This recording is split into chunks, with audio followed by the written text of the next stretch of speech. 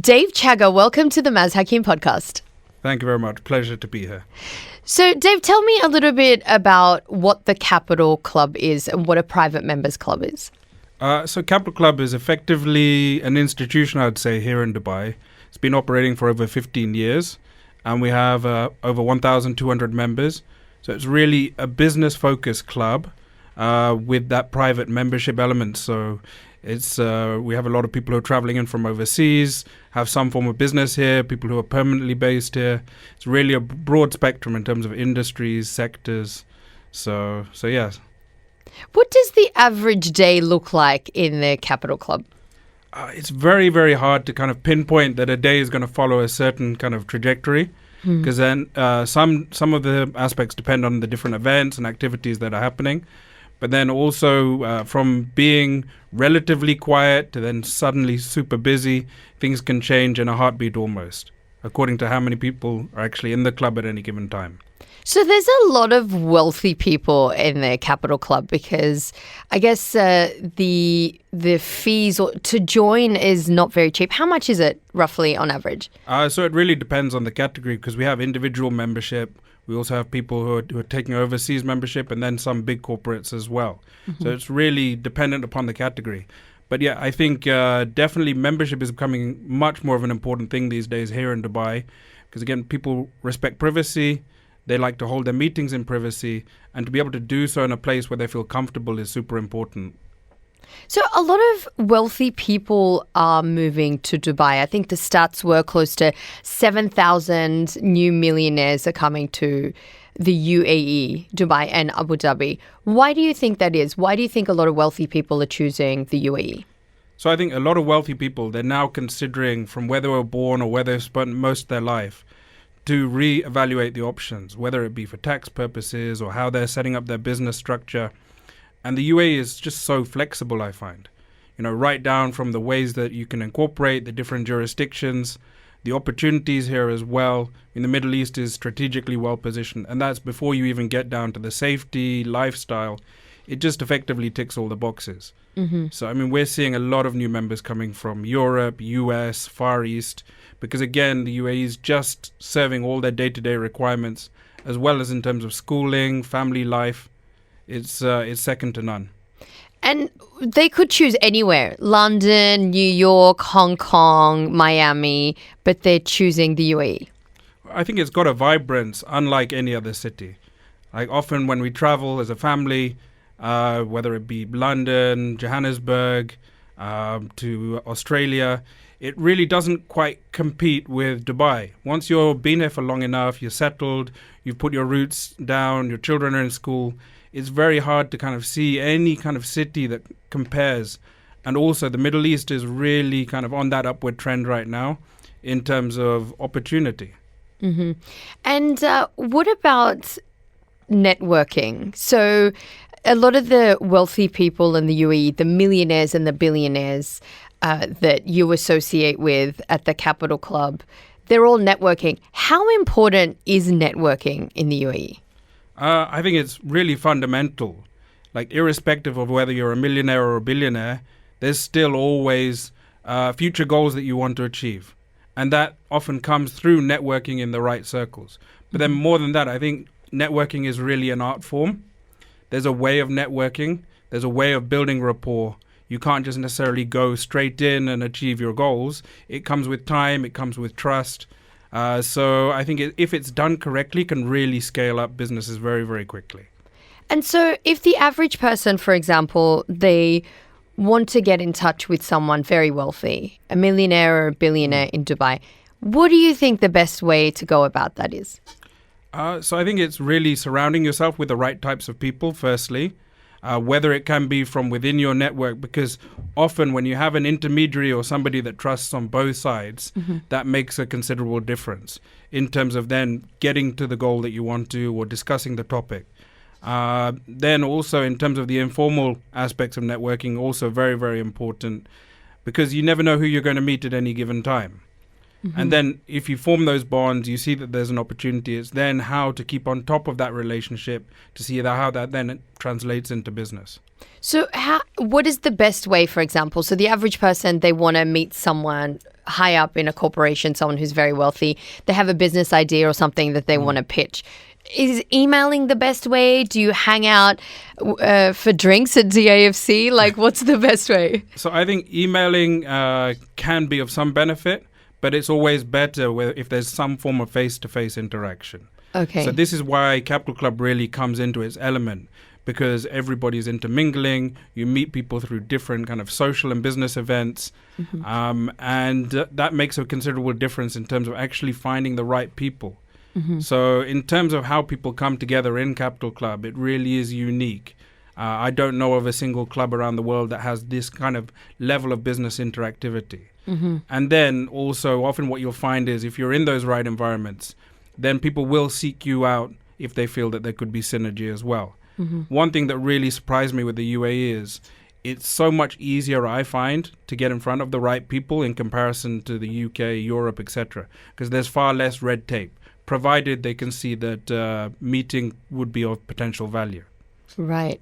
And so what are some of the etiquettes when talking to someone very wealthy? Like, give me, say, for example, the top 3 or 4 things that you should do if you're speaking to someone very wealthy or powerful. I think respect is definitely one of the top ones on the list, because, again, often when you're sitting with somebody ultra wealthy, they're already with a mindset of feeling uncomfortable, like perhaps you want something specifically from them.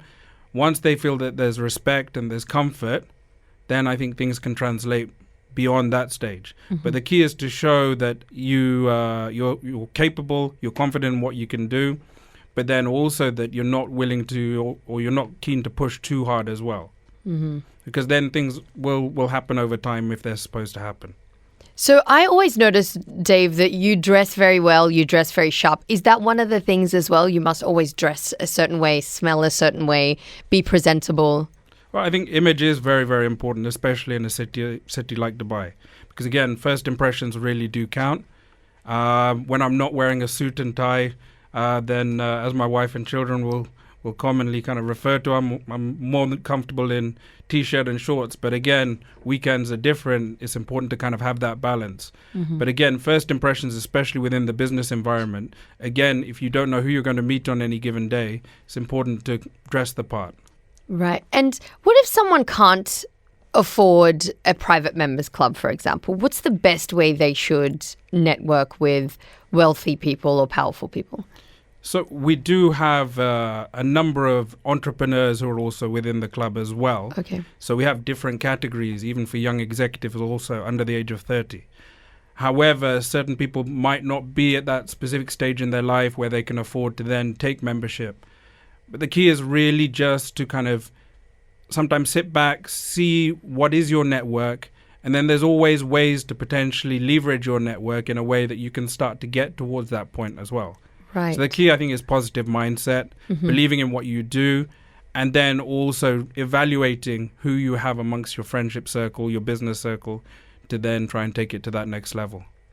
So you see a lot of, the net worth alone at the Capital Club, the individuals, the power there is fascinating.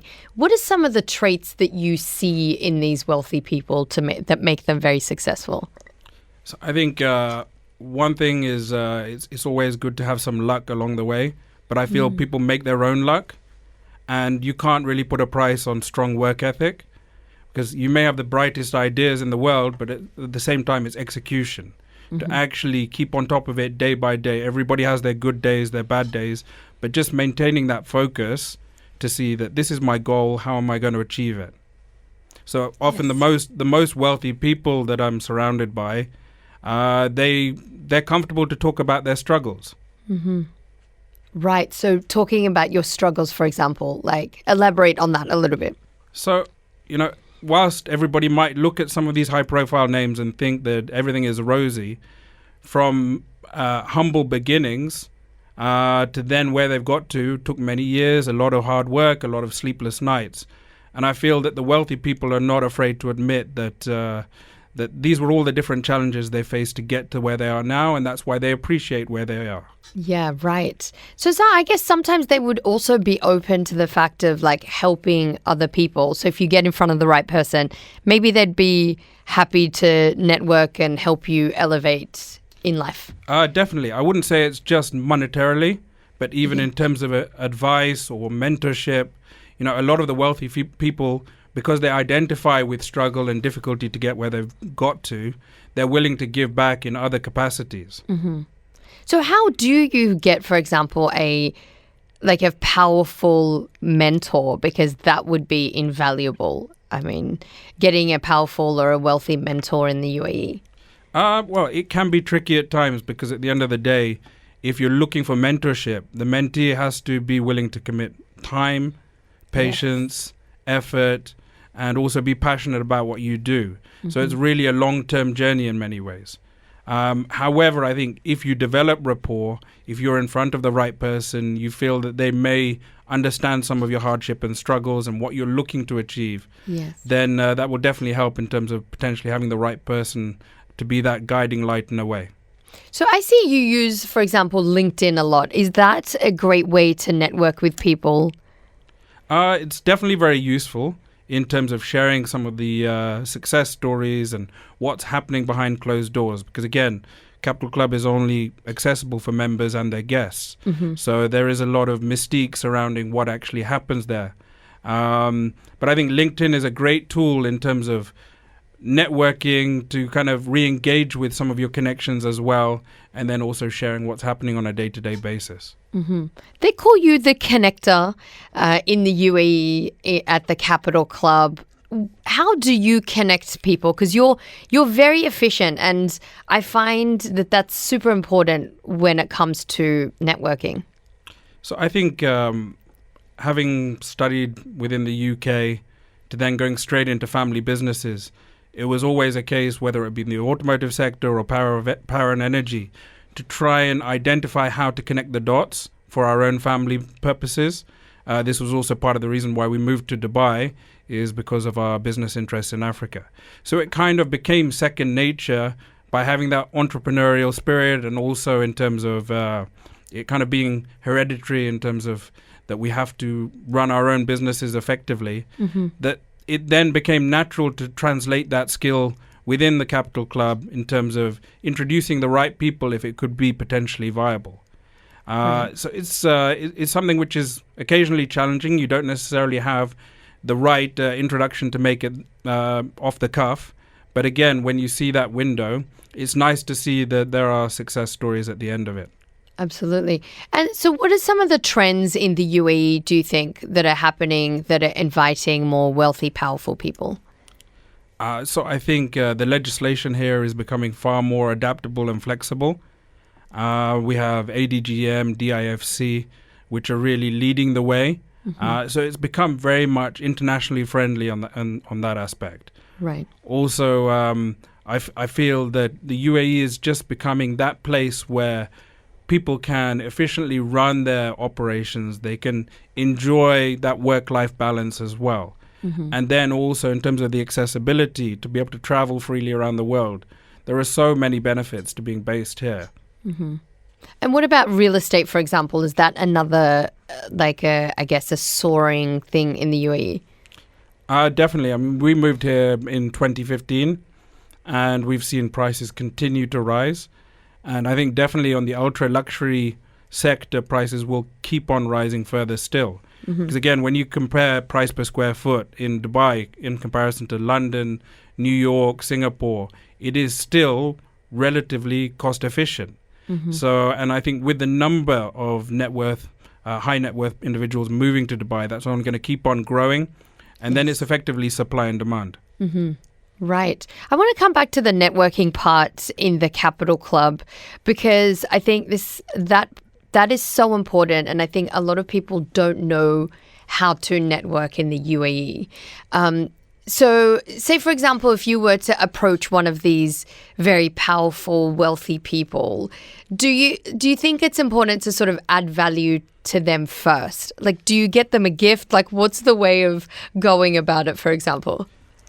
So I think one of the key things is to actually develop rapport in that initial conversation to make some form of impact. Okay. And sometimes that purely comes down to your approach. Rather than necessarily go into I do A, B, C, D, E, is to pay attention to what they do, take interest in what their business interests are before then bringing your angles onto the table. So it can be as simple as that, or it could be a case of, in some cases, once you've developed an initial bit of rapport, is to then actually potentially be of assistance to them also. Right. And I guess how much is too much persistence when it comes to if you want something from someone powerful or wealthy, and you've sent them a couple of emails, you've asked them a couple of times, how much is too much when it comes to persistence?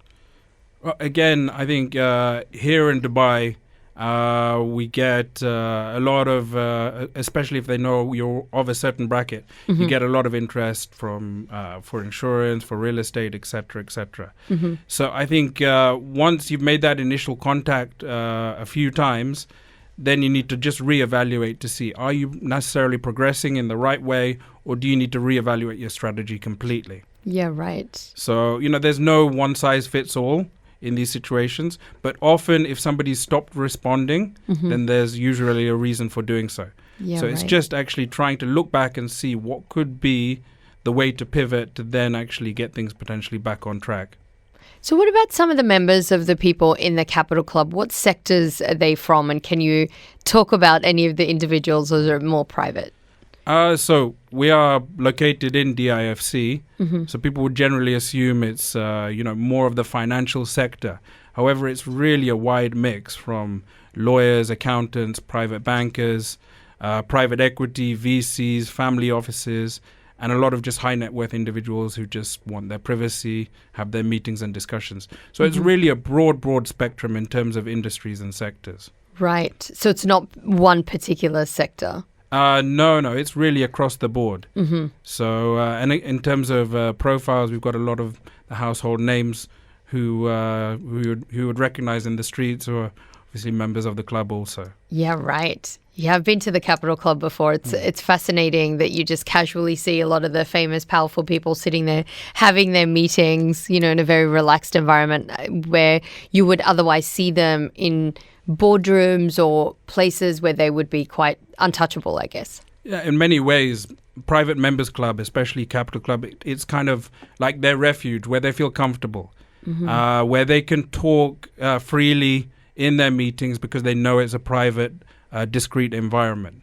So that really kind of gives them their comfort just to focus on their purpose of their meetings. And it really comes down from, the full team within the club. From all the back-end accounting to front of house, right through to the general manager and our chairman. It's really a combined effort to just make our members feel comfortable, and everything is personalized in terms of the service. So a lot of the people that are in the Capital Club, they're so incredibly wealthy, but they're working non-stop. Why aren't they chilling in the Maldives somewhere?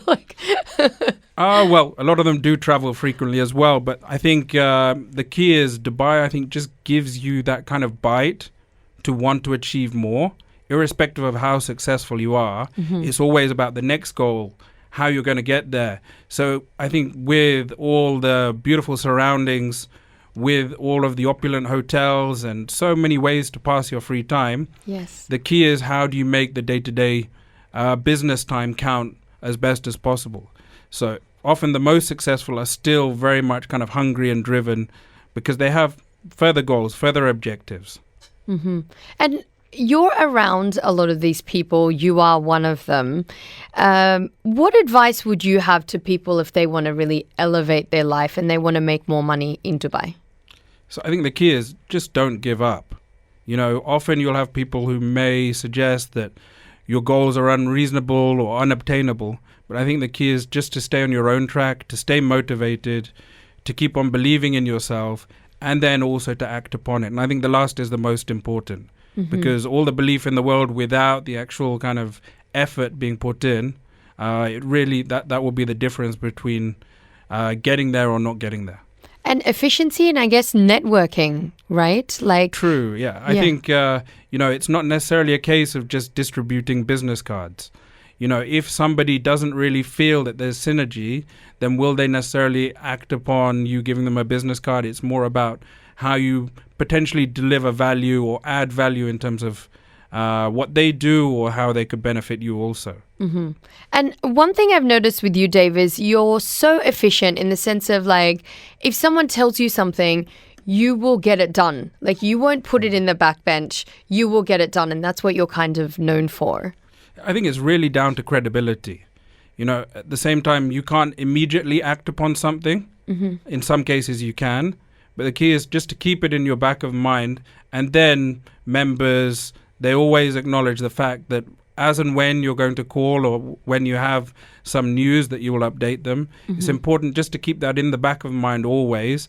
And then when the window opens, then it's just time to get things moving. Time to get things done. Interesting. Can you share any success stories of people from the Capital Club? There have been several. Some of them I just need to keep private for obvious reasons. Yes. But one of them, very prominent family here, they achieved incredible amount of success. So in terms of their refinancing, 250 million dirhams, that was quite an achievement. Right. And a journey, yeah. Wow. And so that all sort of started from the Capital Club. It did indeed. Again, it didn't happen overnight. It was over a period of about 6 months. And it was really a case of trial and error. Yeah. But always a case of learning within the club. I think as many people as I meet at any given day, there's always something to gain in terms of knowledge, expertise, because there are so many different industries and sectors. Mm-hmm. So it's effectively just being a sponge always. Yes. Absorb as much as you can because you're not the master of every different industry and sector. And how do you learn all of this extra information that you need to know about different sectors? Is it through the network or do you read up a lot online? A combination of the two. I think listening to people who are leaders within their industry or sector is super important. Mm-hmm. The more I feel you listen, the more you can absorb, learn, and then build upon that knowledge with further research also. Mm-hmm. And what advice would you have to anyone who is looking to make more meaningful connections within their industry? I would say to really focus on your existing circles and join the Capital Club. Yeah. Save your money if you can't afford it and join the Capital Club. So it's really an investment, right? Very much so. Because again, you are surrounding yourself with people of a specific level or caliber. And that then allows for you to then kind of build your own spider's web in terms of business connections in many ways. Mm-hmm. And if someone, we'll come back to the meaningful connections. If someone's looking to elevate their life in terms of financially, what are 3 top tips that you would give them to elevate their life in Dubai? So I think one is to be mindful of your existing costs, your existing overheads. Mm-hmm. I think that's definitely one thing because, again, Dubai, you can almost go effectively as crazy as you want in terms of lifestyle. Yeah. It caters for all different kind of income brackets. 2 is really kind of look, if you've already got an existing business, look from kind of a bird's eye view, listen to your staff members, understand what could be the challenges, and then how to actually take that to the next level. Mm-hmm. I think they're 2 of the most important factors, yeah. I interviewed Robin Sharma, I think it was last year, and he was saying that even if you think you can't afford it, it's always important to eat in a place, in an opulent place, in a good restaurant, go and have an expensive coffee somewhere because just being in that environment really elevates your life, Definitely. I think positivity really breeds more positivity. Mm-hmm. And having that mindset or that focus to think it's a new day, it's a new challenge. I think the more you enjoy, the more you kind of take benefit from all of your hard work and effort that can really allow for you to get to the next level. Mm-hmm. I totally agree. And I think, just you mentioned earlier, you said that one of the members of the Capital Club they refinanced and they made 250 million. I think the more you're around that environment of talking about big amounts of money, you kind of become almost immune to it, right? Yeah, I think it really kind of opens up your mind to see that we are in one of the wealthiest cities in the world in terms of GDP per capita. And there are always people who are perhaps more successful or more wealthy than you. But the key is to see that the sky's the limit here. I mean, even if you look at the leadership of the UAE, how it has really expanded and grown, it's kind of almost like it's like something for us all to aspire to. Yeah. That you can achieve here, you can be successful, you can do more than people would assume is normally possible. Mm-hmm. I love that. That was a great. So what are some of the common traits in the wealthy people that you see at the Capital Club? So there's quite a few different traits that you find. Generally, you find that they're well-groomed, well-dressed, very much focused on presentability and decorum when it comes to meetings. Mm-hmm. You know, giving that due respect to their guests and being able to entertain them also, whether they want to go for drinks or for dinner or to enjoy a cigar. It's really kind of the process of doing business. I think they very much focus on relationships as a long term. Mm-hmm. They're not necessarily interested in short-term meetings. They're looking as to where there's viability long term. Mm-hmm. And when you approach somebody who is quite wealthy or powerful, how do you appear not intrusive or opportunistic if you want something from them? So there's no harm in actually greeting and presenting yourself by name and what you do. But again, it's just a case of understanding by feel what is too much, how best to perhaps, the first introduction can always be quite brief. However, it's then how you build upon that step by step. So I think it's a gradual process, really. Right. And I guess emotional intelligence is also very important. Very much so, because it's getting a feel of the situation, whether it's a busy environment, whether it's a little bit quieter, if they're in existing meetings as well. It's kind of finding those right windows as to forming those bonds, and also sending the right kind of signals in terms of energy also. Mm-hmm. Yeah, I think matching energies is so important, right? True. I think you can very quickly get a gauge of a room mm-hmm. as to where there's the positivity, where there's the energy. It makes all the difference.